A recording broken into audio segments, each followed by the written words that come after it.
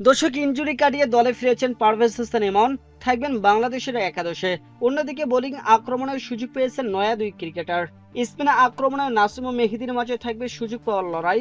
সব মিলিয়ে নিউজিল্যান্ডের বিপক্ষে শুরু টি-20তে কেমন একাদশ নিয়ে মাঠে নামবে বাংলাদেশ, তা নিয়ে থাকছে আজকের এই ভিডিও।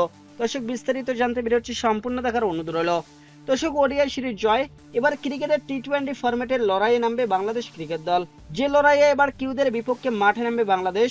ওডিআই সিরিজের দল থেকে যেখানে আছে পরিবর্তন, বিশেষ করে পেস বোলিং লাইনআপের যেন এসেছে সম্পূর্ণ বদল, আর সেই কারণে স্বাভাবিকভাবে বদলে যাবে একাদশ। অবশ্য ওপেনিং পজিশনে বদলানোর কোনো সুযোগ নেই।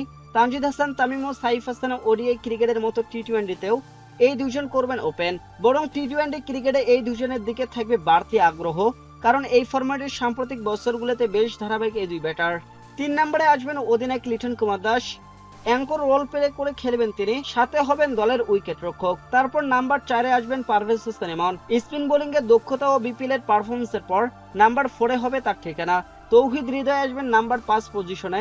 মিডল ও লোয়ার মিডল অর্ডারে বড় রানের দায়িত্ব থাকবে তার। শেষ দিকে ফিনিশ করতে নাম্বার 6-এ দেখা যাবে শামীম হোসেন পাটোয়ারিকে। দর্শক স্পিনে আক্রমণে থাকবেন শেখ মাহাদি হাসান ও রিশাদ হোসেন, তারা থাকবেন এর পরের অবস্থানগুলোতে। নাম্বার 7-এ দেখা যাবে শেখ মাহাদিকে। দর্শক 8-এ আসবেন রিশাদ হোসেন। যদিও নাসিম আহমেদ আছেন দলে, তবে এই দুজনেই একাদশের জন্য থাকবেন এগিয়ে। নাম্বার 9-এ আসবেন পেসার তানজিম হাসান সাকিব। দর্শক পেস বোলিং অলরাউন্ডার হিসেবে আবারও জাতীয় দলে ফিরছেন তিনি। ইনজুরি কাটিয়ে এই পেসারে ফেরার অপেক্ষায় সবাই।